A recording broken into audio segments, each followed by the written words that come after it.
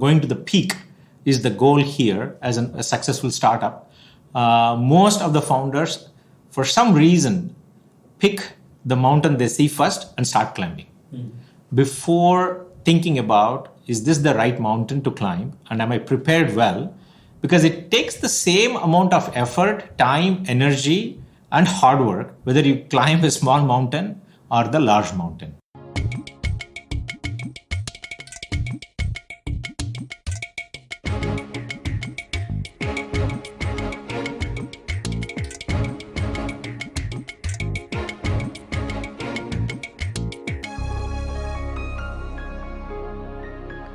Welcome back, dear listeners, to a new episode of the Insights podcast series from Accel. I'm your host, Anand Daniel. In this episode, we are continuing with the discussion we had on SaaS in podcast number 46 in the Insights podcast series.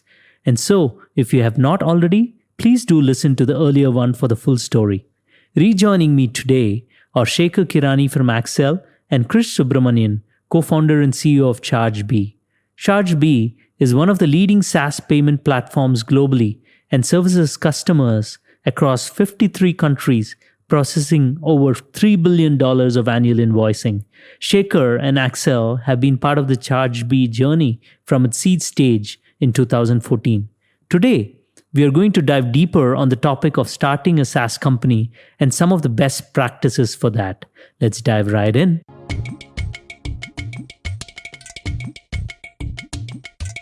How do you go about starting a good SaaS company? Shekhar? Yeah, there are two ways. Yeah. Most of the entrepreneurs pick the second way, which I'll tell you. The way I recommend nowadays is the analogy of climbing a mountain. Most of the founders spend same amount of energy, same amount of effort, same amount of intent to climb the mountain. And if the going to the peak is the goal here as a successful startup, most of the founders, for some reason, pick the mountain they see first and start climbing. Before thinking about, is this the right mountain to climb? And am I prepared well? Because it takes the same amount of effort, time, energy, and hard work, whether you climb a small mountain or the large mountain. It is like very simply being able to move one step away. It doesn't matter how big the mountain is. Every climber has to go one step at a time. And you repeat number of steps you do correctly without falling down. With good harness, you can kind of go to any peak, right? But what happens is most of the entrepreneurs, due to lack of knowledge or a passionate understanding of an idea that they fall in love with, they start solving that problem. And halfway through, they realize that it's a small mountain. And now they think, I've conquered this mountain, I want to go to a larger mountain, which means you have to abandon that peak and go somewhere else. It becomes very hard. And this is the type where I worry about, where if you're starting today and you're aware of how the world operates, I would take a little bit of time off and study the market map of what mountains exist there or what type of problems exist there in the area you're interested in. Spend talking to at least 50 to 100 potential customers and the ecosystem players in that ecosystem, and understand how the business gets operated and the problems that you think that exist, and validate the same. And this doesn't take a lot of time, maximum maybe 2-3 months. And at the end of that, you have a much better idea of, is the problem worth solving? And if I do solve that problem, how big is that opportunity? And who are the players in that industry today that I have to fight against so that I have a chance to win? And are there opportunities where I can take advantage of my learning and me being in India that gives me an edge over others so that I have a chance of success? This part is like I calling it as, have you picked the right mountain to climb? That's a very good analogy. So Krish, what would you advise for as getting ready to climb the mountain? What should someone do? Or figuring out which the mountain is? I don't have advice, but I can actually, if I were to do it all over again, right, I can actually talk about that experience part, right? When we started, I think one advice I got was, make sure that you have 36 months of runway to figure this out, right? You're smart enough to somehow find some answer, but then make sure that you're able to stay at least for 36 months, because we decided to bootstrap. That was advice I got from one of the mentors in the previous company that I left. Got it. Sorry. Before the going into starting also, like let's say you're a college pass out. So do you right away start, or would you advise them to do something else before, like maybe a little bit of your rewind of your journey? How did you and your co-founders? Sure. And then we'll get into the picking the mountain. Yeah. Sure. So we got lucky with actually picking the right one because by virtue of our industry experience, right? We each of us had 10 to 12 years of experience solving B2B problems in a global context, right? And building products. 3 of my co-founders were building products. So if I were to start all over again, I would actually start with a lot of customer research and market research. But a proxy for that was solid grounding in industry experience for us, right? By learning with other people's money, right? 3 of my co-founders were part of Zoho journey for especially building cloud-based SaaS products from 2006 to 2011 before we started ChargeBee, right? It's hard to actually put a weight on that experience where somebody's paying you to actually learn on the job. That is an anecdotal example that is available. On the other side is, if you are someone who has a different context, and then there are plenty of examples of successful people who actually start from the very beginning, right out of college, or from college they actually try it out. But that is where a lot of people fall in love with their passion, thinking I will start a company around my passion, which could be music industry or something else, right? Thinking if this is interesting to me and then 10 of my friends, then there must be a large market, right? And that is where we actually make mistakes, because we think the market is large, or we don't even think about how large is the opportunity, and then we start solving our own problems. It may be a very good idea, a way to validate learn how to build and solve a problem, but that may not make a business eventually, right? So the ability to actually sustain and, let's say, live off parents' money, right, which is a luxury and a privilege for a lot of folks here in India, right? We all live with parents. And culturally, somewhere it's actually a huge luxury where your parents continue to finance your education, and then they also allow you to stay with them. Actually, they don't want you to move out. Yeah, very different from the West. And that, in some sense, is a huge advantage for somebody coming out of college, where you apply those advantages to your benefit by actually building products. But we see plenty of examples of people actually climbing the wrong mountain there, right? Where you think that problem exists, and then you spend 7 years, 5 years, 7 years, your precious years where you could actually take risk, picking a problem that you are so bullish on that idea, but you are not ready to actually take your head out to actually see what else is there in the world, and spend 5 precious years or 7 precious years building the same thing. That would be wrong. My advice would be, right, if you are starting out right out of college, try to build better context. Or if you think you want to start solving something, understand that what you are actually trying to do is learning to build a product and taking it to market, validate, invalidate your hypothesis, and then go back to building that context, right? In ChargeBee, we have more than 25 people who are ex-founders, right? Some of them have successful companies that are still running. Some of them have exited companies. Some of them don't have the same story to actually claim a success. But it doesn't matter. Some of them actually joined us because they wanted to build the context of, okay, I was building an agency business. I was building a food tech business, but I want to know what it takes to actually build a SaaS company. I want to build context. Now they are part of the journey with 20 years of experience, right? Or some of them straight out of college, they started a company and then realized that that's not what I wanted to do. I think there are plenty of ways in which you can actually go solve a problem with somebody else also, which is the best way, where you can actually get a fast track MBA or a fast track, somebody pays you to actually learn on the job is the best way, right? Because there are so many SaaS companies today that are getting built. I envy people who are actually able to go through that journey, right? That would be my advice. Got it. Great. So Shekhar, any tips on picking the right mountain? And the taller the mountain, here it's better, right? So unlike if you go just generally hiking, you want to pick lazy guys like me. Yeah. Right. See, there are 2 further analogies. Yeah. If you're keeping the mountain analogy. Yeah. One, I love those mountains that are small today, but as a founder, you know ahead of everyone else that mountain is actually growing. It's a growing mountain that nobody else knows, nobody has spotted, therefore nobody is coming at it, and you are the first one. Those are phenomenal ones where you are advantaged. By the time everybody realizes and that mountain is visible, you're already halfway through. So you own that mountain literally. Okay. Right? That is phenomenal advantage. Give us an if you example. look at it on the software as a service, CRM, Salesforce, started early on. CRM was a category, but software as a service delivery of CRM was not there before. And they were the first, they were the first to get there and push themselves in.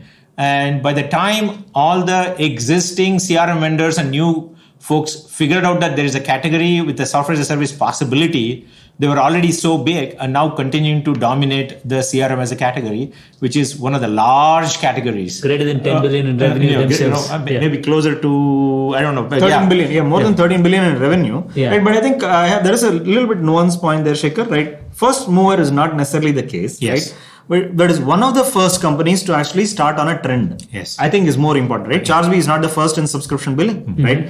But we consider ourselves very lucky to have started where we spotted an opportunity that focusing on SaaS and SaaS-like business, building infrastructure for SaaS companies is a very good thing, because software will shift more and more towards SaaS and towards subscription models, and eventually it will become large, right? Is something that somewhere within us we knew that, and then we spotted trend and we kept building, right? And today I can see that we have a massive advantage in actually at least going through the phase of learning how the SaaS companies are getting built and how the infrastructure is evolving with our customers over the last 7 years of building this product with them. Got it. Yeah. And so spotting a trend and then in an opportunity that is continuing to grow. A mountain that can grow. Yes. Right. Yeah, that's it. The other example is in the last recent years is HubSpot, right? When they realized ahead of most of the other companies that content-driven marketing is going to be the way, because people would use search engine to search on the content. And if all companies would use content as a way to be discoverable, and everybody has to figure out how to use content the right way. And HubSpot came up with a set of tools early on that enabled every other company to get better in creation, management, and distribution of content, so that they became the underpinning of a lot of companies. And before everybody realized, they were kind of the massive company in this category. I have a point to add there, right? Dharmesh, founder and CTO of HubSpot, started with Brian Halligan, right? But the beautiful story before that was Dharmesh ran another company for 7 years. And one of his regrets that he documented in a blog is holding on to that company for too long, a little longer than he should have. So he could have had the opportunity to start HubSpot a little earlier. Right? He held on to that company because of the emotional baggage, because he picked something and he wanted to see it through, and then he kept doing that, even though he knew that that is not going to be very large, right?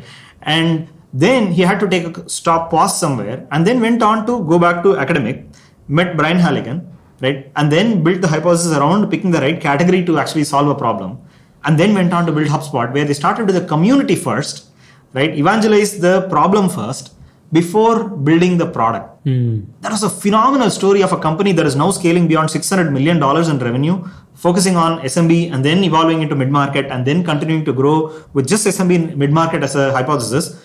But if you look at it, they are exactly providing the infrastructure and toolkit, a method for remote distribution of products from anywhere in the world, right? Marketing has to be distributed if you are going to be building products from anywhere. You have to generate inbound interest to do it. And that story is what they are selling and helping companies do it. So spotting that wave much ahead of time, right, in a growing opportunity is just phenomenal. I think being able to take a pause and then understand that market opportunity before doing that, I think goes hand in hand. The second opportunity, which gives an edge sitting in India, are those mountains where there are a lot of players, but either they are tired or they are not able to innovate fast enough with the modern tool sets. And if somebody is starting out new, they can come up with a better product where the market has been established and with the use cases that they are not able to solve, but the team from India can solve and build a better product. And that is quite a lot of companies, whether it is even Chargebee, you look at it, or Freshworks, they're all in a category where I call it as I'm building a multiple X better product than what exists today and show value at maybe 2x, 3x the value at half the cost. So that opportunity is massive today for entrepreneurs coming out of India for building global markets. What's the 3x the value at half the cost, right? I say we start with 2x the value at half the cost, 4x advantage. If you can do 3x at half the cost, you got 6 advantage. Yeah. You can actually continue to make that advantage in your favor over time. But what's the advantage of doing that out of India? See, the as I said, you can use the same dollars to go longer. If your competition is not offering 24/7 support, you offer 24/7 support. If you want to do implementation services, you get people to do implementation services.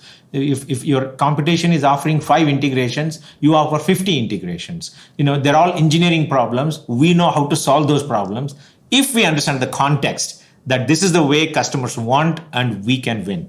Krish, what do you think? Right. I think the India advantage is also about not your metrics of profitably serving a customer. You do not have the pressure of having to move upmarket into enterprise too fast. You can let your product mature longer and serve a SMB or a mid-market customer and treat them like an enterprise customer, right? That service level advantage to profitably serve a customer from anywhere in the world comes with how much input cost is there to build and also serve your customers. And that opportunity is also there. For example, any hot market, let's say like the same marketing automation for that Adobe has today, right? Like Omniture for enterprise is a very hot category where there will be a lot of investment dollars that will follow that enterprise market. But if you are going to be a bootstrap entrepreneur who's actually going to solve for that problem for SMB market, you could actually do it with a massive cost advantage, but structurally setting it up very differently and then continuing to treat your customer like an enterprise customer, give that same level of treatment, but you will be able to do that from here, right?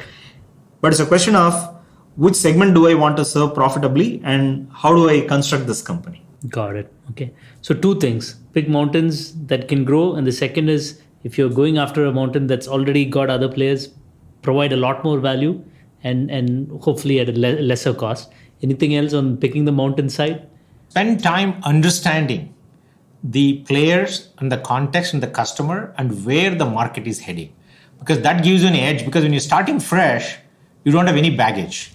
You don't have existing customers. You don't have any existing relationships. That's actually a significant advantage for you when you're starting fresh, so that you don't have to repeat the mistakes or commitments other companies have made. So you can start with a clean slate and take advantage of where the market is heading towards. And if you build a better product and better service, there is a higher chance that you can change the customers and catch them and get faster rollout compared to what the existing players can do. Got it. I think as an example is the security and compliance space today, right? Which is a beautifully evolving space. Existing players have no clue how to actually go solve that in a very agile manner for the customers. But if you think of even auditors in India, right, how they actually have to do banking audits or a business audit, today the level of mandate and scrutiny necessary is almost doing parallel audits along with the business. Right? You have to verify voucher after voucher and then certify that in parallel. That's the level of compliance and scrutiny that is necessary, even global, on a global scale. If you are someone who actually understands this problem really well, what kind of SaaS product would you actually build that enables this kind of compliance and enablement checks and solve this problem? Right? The more you understand a problem and then you solve it in very interesting ways, right? I think there is a massive opportunity to do this. Great value. So you could be from the industry, you understand the problem. That's one category. But let's say you picked a mountain, it looks good, right? So either it'll grow or there's someone else doing. How do you go about? Like, what's the next step? Do you start building something there, or what's any advice on that? See, there's a lot of content around how do I build my team? If I don't have a co-founder, how do I select or work with and create the founding team? You want diversity of thought in terms of domain expertise so that everybody brings to the table a significant advantage. And to succeed, if you understand what is needed, then you add those skills early on, increasing the odds of success. So step 1 is, as I said, picking the right mountain. Then step 2 is picking the right team that you want to go with to climb that mountain. And if you have a wrong team, then again, you will not be helping each other. What's a good founding team? The good founding team is the most critical thing in my mind is the ability to learn, because nobody comes to the table with all the skills ready so that they can easily climb. So you need an ability to learn and ability to support each other so that together as a company you can learn. That's the first fundamental skill. And secondly, they should have enough skills and advantages so that everybody brings to the table something unique and value that is required for the task at hand. That's the second key part. If you have these two skills early on, ability to learn and ability to work together, the rest you can actually conquer. So you're not saying if one person is building, the other person should figure out how to take that to market. All those, like we've heard advice like that. Love to hear. Because it's SaaS, I think that is essential, Okay. right? I don't think the ability to actually stay longer and then continue building comes when you have a full rounded team where somebody is able to build and take this to market, right? That's your ideal team. Yeah. I think it touches upon the point that you made earlier, right? Working in a company gives you the better chance of actually spotting people who are complementary to you, not your first best friend who says, hey, let's start a company together. Which is common. Which is also common, Yeah. right? And then even people go and do MBAs thinking I will actually meet somebody, right? But if you should be very lucky if one of your MBA classmates is someone who's a geek, who can actually build, and you are able to focus on the market, right? If you are expecting that somebody else will hopefully, I can hire someone, outsource this development, that would be a very hard path because there is a talent war out there with respect to attracting the developers who are able to go create software, right? So a fully well-rounded team in my mind is someone where you are able to go create the software yourself. The skills to actually go take it to market are learnable, right? Actually, all skills are learnable, but creating good software has to be a core skill. And which means product and tech. Could be one or two people, someone who's able to spec out the product and then someone else is able to build. And then take it to market, right? And then the go-to-market function where somebody is continuously learning what are the best way where I can actually get somebody on a phone call and then actually talk to them. The GTM function, right? Yeah. You don't even have to Go to market. Let's say no marketing and sales, but at least you should know consultatively support and solve a customer problem, right? That's a good starting point to actually learn more about sales and marketing. Okay. So climbing the mountain, like now we've talked about mountain, picking the team to climb the mountain, right? And which is assembling this team. And then do you start climbing, which is start building, or what's the step one after that? See, I like the founders who, when you start, it's very hard where to start. So if you have two prototypical customers that you are building for, I would recommend them to get at least maybe 3-4 customers, and not more than that, who are encouraging and qualified, bleeding edge kind of customers who are willing to give feedback, and co-create the product with them so that your product value is feedback is very short and you build the right product for that market. Picking your first 3-4 customers is again both an art and a science. Once you have those customers right and you build a great product, then you have a first set of referenceable customers, and from there you can add additional customers and grow it. If you pick the wrong customers, you would have built the wrong product. But if you pick the right customers early on, you will build a great product. So this is again contextually doing a lot of homework and picking 1 or 2 customers who are going to be with you to build a great product is the best way to jumpstart a startup. Got it. So I want to take a segue for a second and say you touched on go-to-market, GTM you called it. How important is to figure out the GTM before starting to build or going down this? You picked a mountain, it looks beautiful, but let's say the go-to-market is actually physical door-to-door sales in the US or UK, right? Versus maybe a tip, or like what are your thoughts on how do you think about GTM at that stage or after building when you pick the mountain? Right. Yeah. So as someone who did not understand the difference between marketing and sales when we started out 8 years back, right? And then now in hindsight, I can actually reflect on how naive I was. I can say that I don't think you need to know what is a full-fledged GTM plan or any of that, right? But what is definitely necessary is what would it take for me to find a customer and sell to the customer is extremely important. If I have to visit the customer, go install, right, or go set it up for them, right, and it's going to take 10 meetings face-to-face to sell to a committee of people, then I know that I'm actually in an enterprise path, and trying to say I'll bootstrap the company out of Chennai with a limited capital of, let's say, 10 lakh rupees is not going to cut it. Right? You will definitely need a different plan altogether with respect to how you would go to market, take this to customers. But there is an alternate path for everything, right? Where you actually build a product that is self-service, or a customer can actually touch and feel and then try the product before they buy, and you are able to generate inbound interest. If you can actually figure that out, at least intuitively know how the customer will consume the product, then you know that there is a path to actually profitably building this, where you can figure out the rest of the pieces. which is, am I going to give all the money to Google and then somehow generate interest, right? Or am I going to get it through inbound marketing and so on and so forth? And do I need to go visit the customer, or can I actually sell through a video call, right? Those are the pieces where you can actually figure this out, right? It is enough if you actually understand the mode of selling rather than actually having how exactly you will do this at scale. In my opinion, I think that is sufficient. But having said that, right, I want to touch upon the previous part. If I were to do it all over again, how would I do it, right? Sure. We got started with actually building out a full-fledged website, which is, in hindsight, I think it's a stupid mistake. You spend 4 weeks trying to build a website, even before building the product is first of all wrong. And then building the product without actually talking to prospective customers is even worse. If I were to do it all over again, I would actually inverse the order. Right? I would only write my value proposition, refine my value proposition, try and find people who are hanging out in, let's say, different forums, right? If I'm building a recurring billing product, I will go hang out in all the recurring, this is what we did. We went and hung out in all the payment gateway forums, finding out where people are actually cribbing about that problem. If I'm building a compliance product, I'll try and find where the customers are hanging out and discussing solutions to that problem. You spot that, understand that, engage with them. And then I would go about thinking about what problem am I solving, what is the value proposition, and then before even writing the first line of code. Right? Got it. We mentioned it's counterintuitive. We said a full stack team requires somebody who can build and somebody who can take it to market.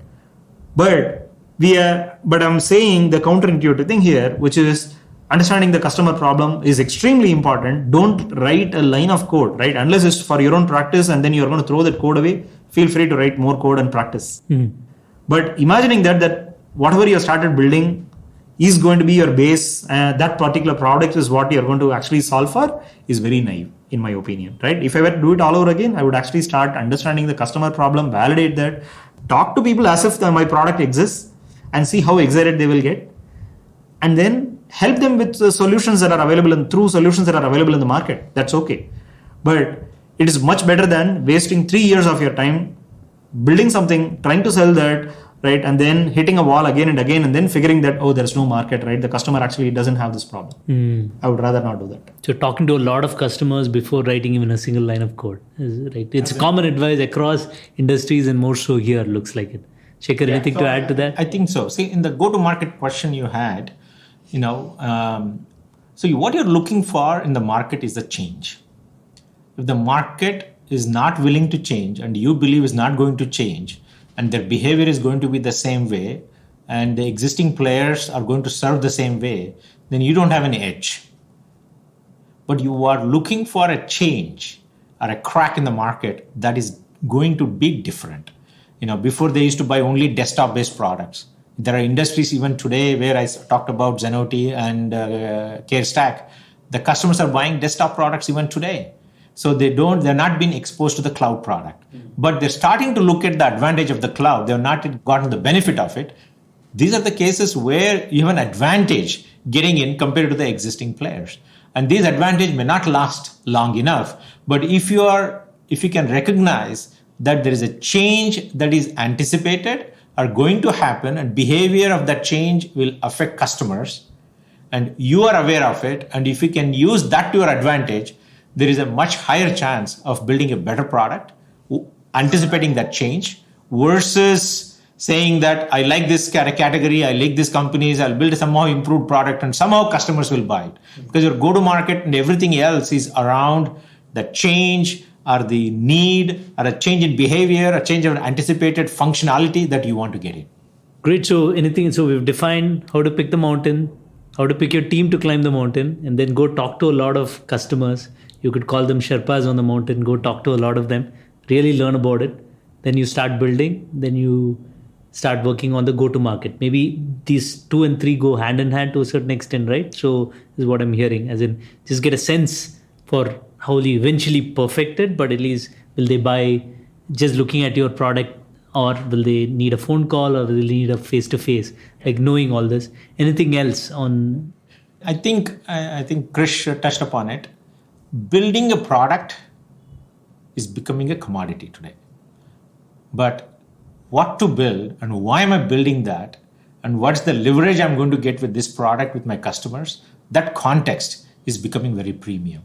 And that context, only way you're going to get it is either you come from the industry or you speak to the experts in that industry, hundreds of conversations, so that you have a better context of how people are buying today and how people may change to buy today. That gives you an edge of both go to market as well as how do I build the product and how do I get away building the least amount, your MVP, minimum viable product for that market, so that you get an early advantage of some revenue and some customers, and then you can expand. Got it. A classic example is one of the developers who recently left ChargeBee, right? We did not spot this problem, but somewhere he thinks that in the entire QA process, there's a much, much better way of actually doing it. And he believes that there's a product opportunity out there in the way you build a SaaS product and then take it to quality assurance and how you release the features, right? That capability. He believes that he has seen the inefficiency and he has gone through the pain that he believes there is a way to actually solve it better, and existing products are not doing it.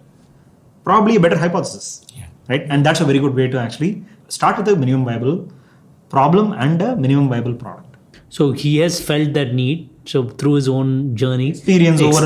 Only thing I would do there is before he builds the product, he should go and talk to 50 SaaS founders at this scale. SaaS developers or founders? SaaS founders or SaaS companies are the QA heads of those, to see what he felt fits in their world, and they agree or give him feedback that this would fit well or some additional changes required. Because it could be your own echo chamber, or it could be our inefficiency that is actually causing the problem, or is it how the world operates? Is this how the world operates? It's extremely important, right? Solving one problem, you're not building a service business to go consult and then solve one customer's problem. You want this to be something that is a common pattern to hundreds and thousands of customers in the future. Yeah. And that is why it's very important to validate your hypothesis, validate your assumptions, invalidate your assumptions. Yeah, in this case, dev tools, right? Like from GitHub to everywhere, like you can go and do that. And then when do you figure out, will people be willing to pay for it? You solve this, let's say it's widespread, but we haven't talked about willingness to pay or how much money you can make out of that, right? So it's a big topic as well. Yeah. Probably another podcast. But just to summarize, if people are already paying for that need, that's one example that, there's already people are paying. But most of the SaaS ideas nowadays is a new tool that people are not paying today.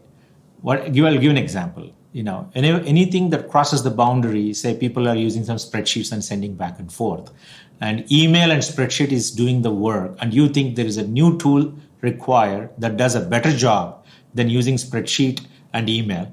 So in the old way, there is no extra money available, because spreadsheet and email is, you already paid, you're using it, and you are arbitraging time.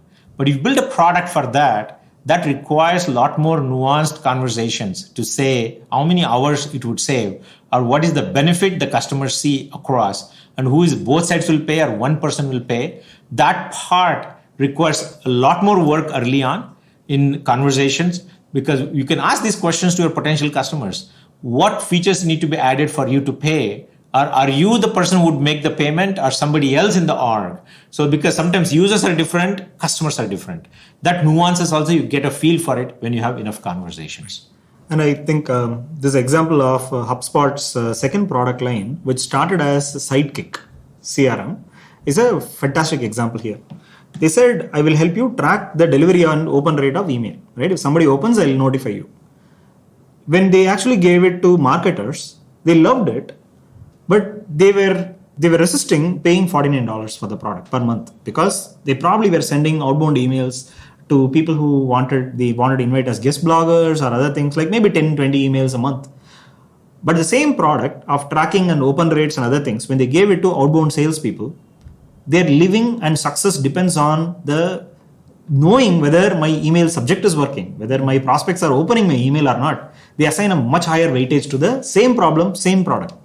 So it's very important to understand the nuanced aspect of who is the prospective buyer. Am I selling a vitamin or a painkiller? That depends on the context of the user, right? And the world that they live in and what their success depends on. Great. So this we can go we can go on and on this topic. Looks like it, but we've given an overview of the mountain, how to pick it, and how to climb it. So on that note, happy climbing to all the listeners, founders. Before closing, a quick rapid fire round, right? So each of you will go. So what's your favorite book, Krish? Hard Things About Hard Things by Ben Horowitz. Good. You? I'm still looking for a lot of favorite books. I don't have anything specific today. Shekhar, reboot. No. Best piece of business advice that you got, Krish? Monetize as early as possible. Okay, great. And one attribute for a successful founder, Shekhar. Art of storytelling. And why is that important? Because there is no way you can build a large company without having a large, successful, high quality team. And you can't attract a high quality team to follow you without you be able to tell why you exist and why this company would be successful and what is the world impact it would create. And hence, your ability to narrate stories and explain yourself in a better way is a very significant advantage for entrepreneurs to attract the right talent. Great. Personal productivity tool or app that you like, Krish? Google Keep. Google Keep. Okay, good one. Fun fact about you that no one knows. Both of you. Oh. I sledge while I play anything. Oh, sports. Okay. Shekhar. Well, not sure I have something that is, I need some more time to think on this. Other than your hairstyle, which everyone knows. Good. Maybe my public photo doesn't reflect who I am. Good. On that note, really appreciate you taking so much time off your busy schedules to share your knowledge with up and coming founders. Thank you very much. Thank you. Thank you.